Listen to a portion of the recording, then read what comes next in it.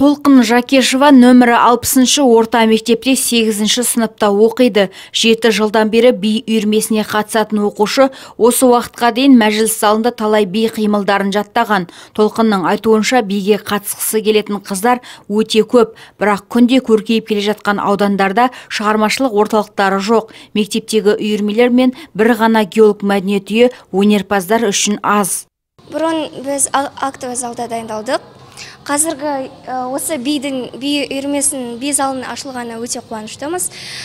Балаларға біздің күнделікті дайындалуымызға көп мүмкіндіктер бар.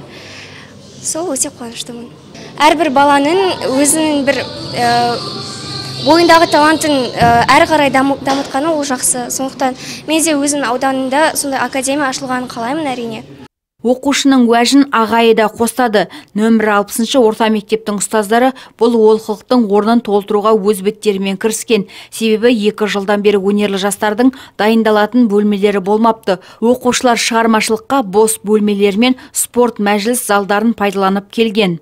Математика, сауат ашу, ағылшын сияқты пәндерден класс жетпегендіктен класс кабинеттері, оқу кабинеттері осындай орталықты ашуға мәжбүр болдық. Бұл жақта барлық санитарлық, эпидемиологиялық жағдайлар қарастырылған. Желдеткіш, яғни вентиляциялық жүйелер қарастырылған. Сабақ біткен бойда вентиляциялық жүйелер қосылып, олар тоққа жалғанған, қосылып, ауа тазартылып тұрады. Тез-тезерші жоқтың орнын осылай компенсировать етіп отыр.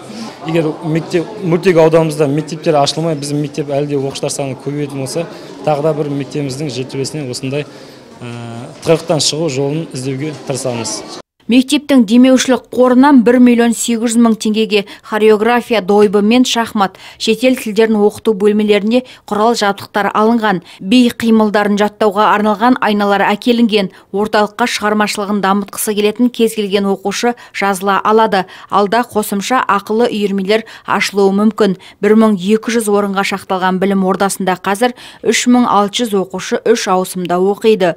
Жұлдыз Мейірханова, Алексей Оразов, Тәулік.